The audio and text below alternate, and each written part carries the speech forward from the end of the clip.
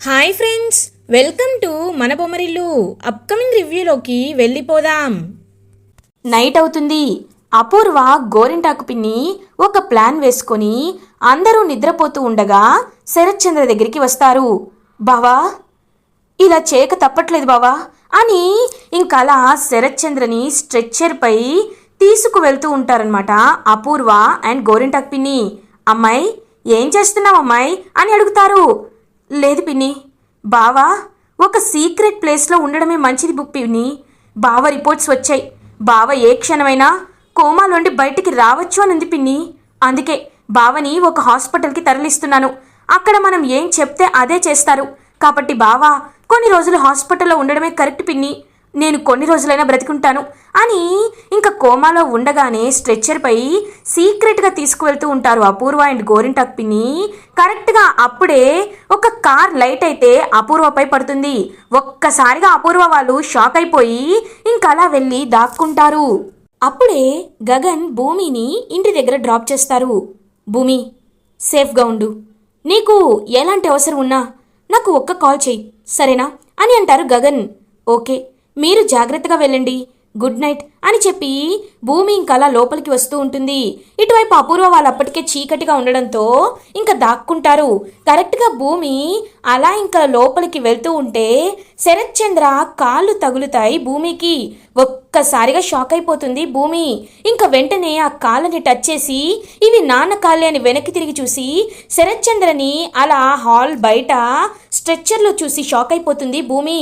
నాన్న, నాన్న, నువ్వేంటి నాన్న ఇక్కడున్నావు అని చెప్పి లోపలికి తీసుకు వెళ్ళాలి అనుకుంటే అప్పుడే మాస్క్ పెట్టుకొని ఒక రౌడీ అయితే అటాక్ చేస్తాడు శరత్చంద్రపై.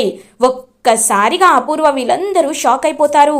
ఇంకా అలా తనైతే భూమి పాపం ఆ అటాక్ని అడ్డుకోవాలని కత్తి తన చేతిలో పట్టుకొని గట్టిగా తిప్పుతూ ఉంటుంది. ఆ రక్తం అనేది భూమి కత్తి గుచ్చుకున్న రక్తం అనేది పాపం శరత్చంద్రపై కారుతూ ఉంటుంది.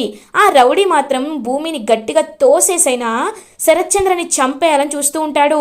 ఎవరమ్మాయి వీడు అని అడుగుతుంది గోరింటాకు పిన్ని. పిన్ని, ఆ రోజు డబ్బులు ఇచ్చాను కదా పిన్ని, వాడు ఈ రోజు అటాక్కి వచ్చినట్టున్నాడు. ఛా, వాళ్ళకి నేను వేరే ప్లాన్ వేస్తున్నానని చెప్పలేదు పిన్ని అని అపూర్వ అడ్డుకోవాలని వెళ్తూ ఉండగానే ఒక్కసారిగా భూమి రక్తం తాకి స్పర్శ తెలుస్తుంది శరత్చంద్రకి. శరత్చంద్ర అలా ఇంకా మెల్లగా కళ్ళు తెరుస్తూ ఉంటారు. ఇదంతా దూరంగా ఉండి గమనిస్తున్న అపూర్వ చూసి ఒక్కసారిగా షాక్ అయిపోతుంది. బావ స్పృహలోకి వచ్చేశాడు అని ఇంకా గజగజ వణుకుతూ ఉంటుంది అపూర్వ. ఇంకా అందరినీ పిలుస్తూ ఉంటుంది.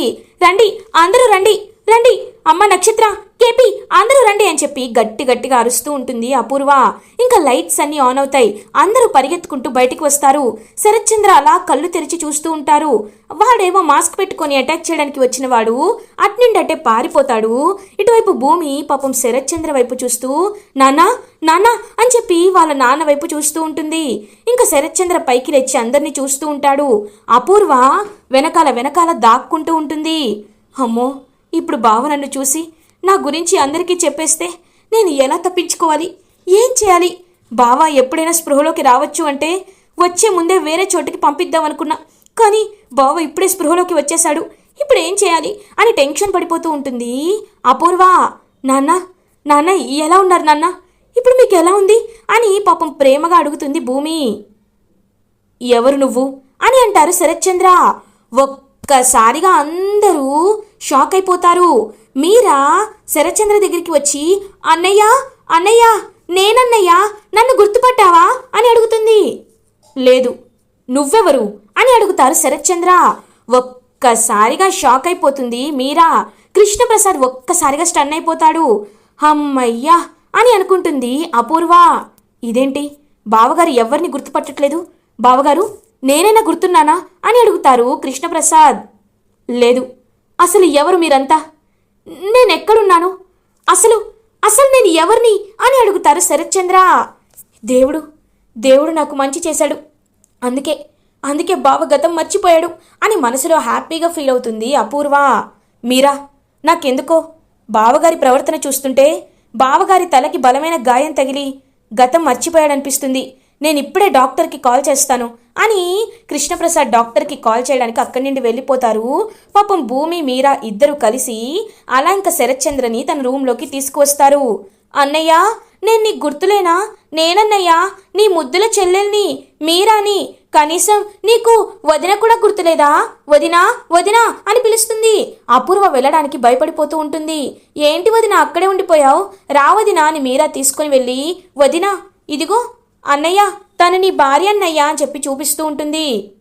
నాకు ఎవరు గుర్తులేరు, కానీ అమ్మా నీ పేరు అని అడుగుతారు శరత్చంద్ర భూమిని. భూమి నాన్న అని అంటుంది.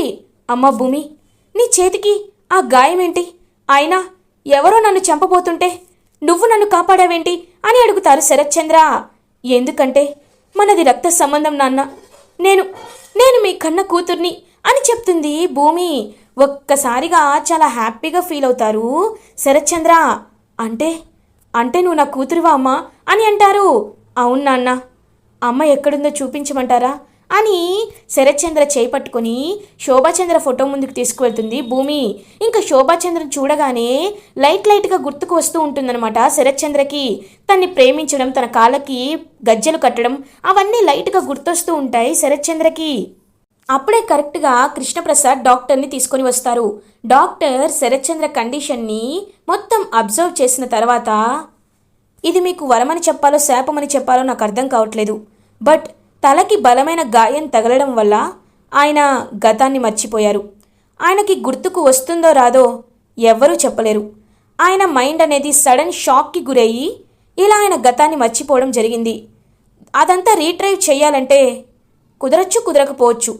సో ఆయన్ని మీరు చాలా జాగ్రత్తగా చూసుకోవాలి. ఆయన షాక్ అయ్యే విషయాలు, ఆయన కోప్పడే విషయాలు, ఆయన భయపడే విషయాలు, ఈ మూడు ఆయనకి మీరు చెప్పొద్దు. ఎక్కువ స్ట్రెస్కి లోనైతే మళ్ళీ ఆయన కోమాలోకి వెళ్ళిపోయే అవకాశం ఉంటుంది. సో ఆయన్ని ఒక గాజు బొమ్మలా జాగ్రత్తగా చూసుకోవాలి అని డాక్టర్ చెప్పి అక్కడి నుండి వెళ్ళిపోతారు.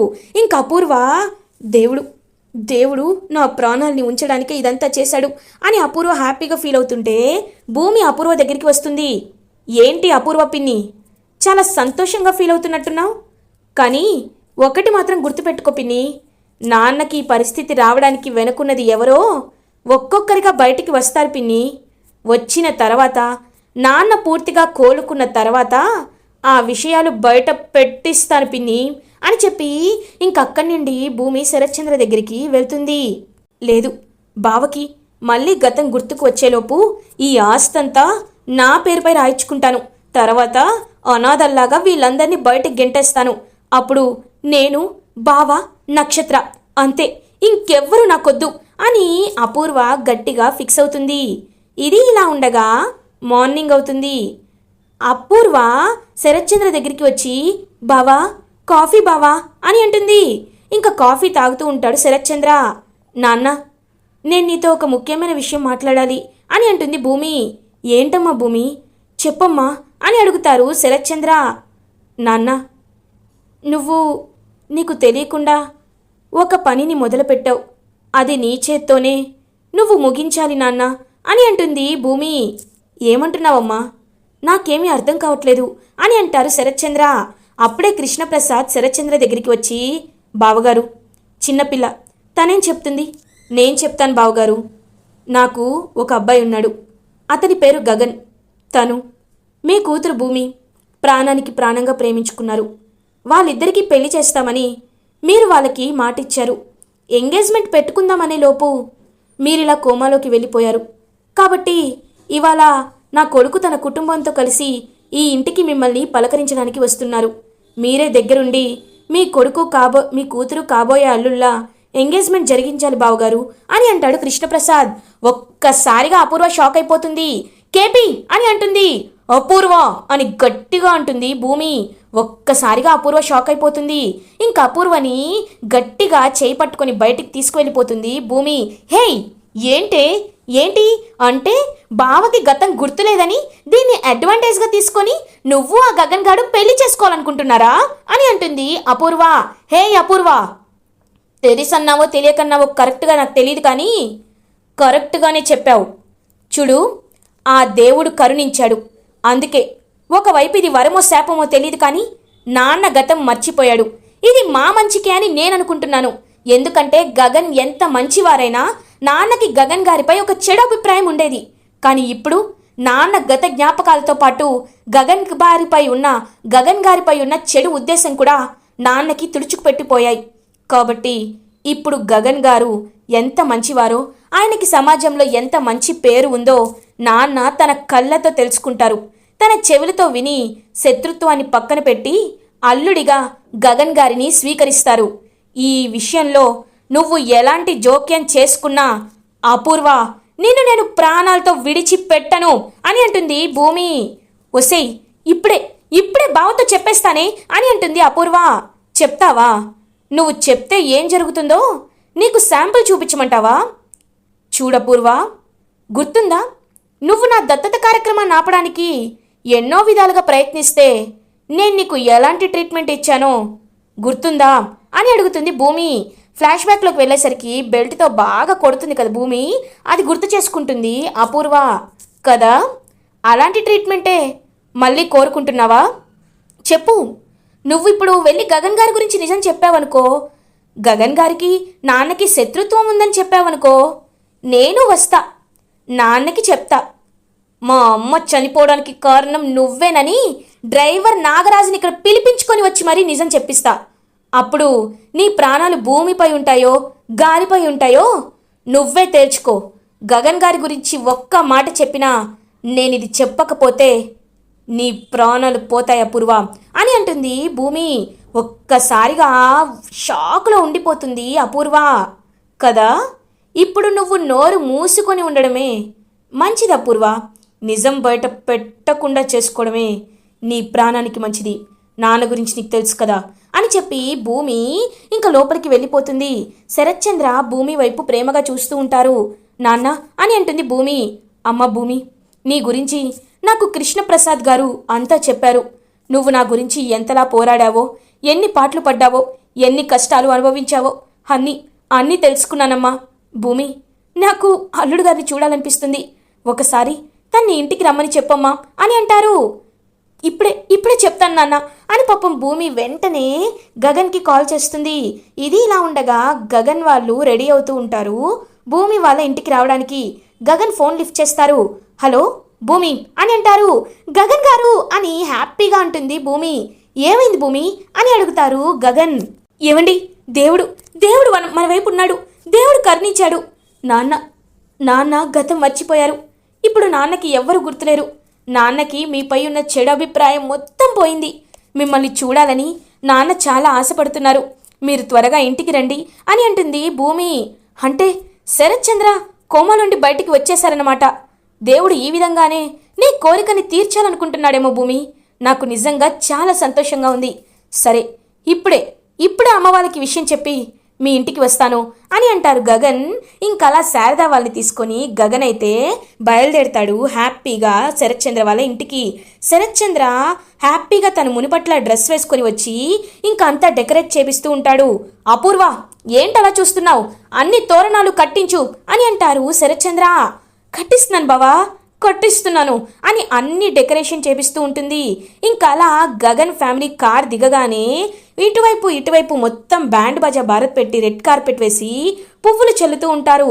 గగన్ అదంతా చూసి చాలా హ్యాపీగా ఫీల్ అవుతారు. శరత్చంద్ర గుమ్మానికి ఎదురు వచ్చి గగన్ని చూసి మురిసిపోతూ ఉంటారు. బాబు, నువ్వు నాకు కాబోయే అల్లుడివని నేను గుర్తుపెట్టుకోలేని దౌర్భాగ్యుణ్ణి. కానీ నీ గురించి నాకు అంతా నా భూమి చెప్పింది బాబు. నువ్వు ఎంత మంచివాడివో, నిన్ను అల్లుడిగా చేసుకోవడం నా అదృష్టమో నాకు అర్థమైంది. రా బాబు, రండి చెల్లెమ్మా అని ఇద్దరిని లోపలికి తీసుకువెళ్తూ ఉంటారు శరత్చంద్ర. ఇంకా శారదా గగన్ అయితే ఒకవైపు చాలా హ్యాపీగా ఫీల్ అవుతారు. ఇదంతా నక్షత్ర అపూర్వ గోరింటాకు చూస్తూ చాలా జెలస్గా చూస్తూ ఉంటారు. గగన్ శరత్చంద్రకి బొకే ఇస్తారు. మీరు కోలుకున్నందుకు నాకు చాలా హ్యాపీగా ఉంది శరత్చంద్ర గారు అని అంటారు గగన్.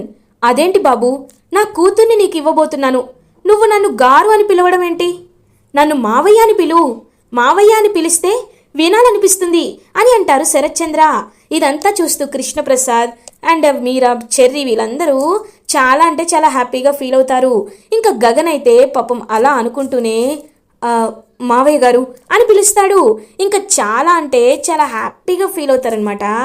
అలా శరత్ చంద్ర రా బాబు కూర్చో అని చెప్పి అందరినీ కూర్చోమని చెప్పి పంతులు గారితో మాట్లాడాలి అనుకున్నాను.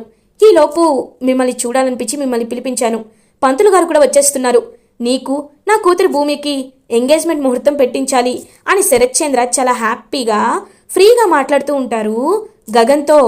ఏంటి అపూర్వ అలా చూస్తున్నావు, తనకి వెళ్ళి జ్యూస్ తీసుకురా అని అంటారు. ఇంక అపూర్వ జ్యూస్ తీసుకొని వస్తుంది.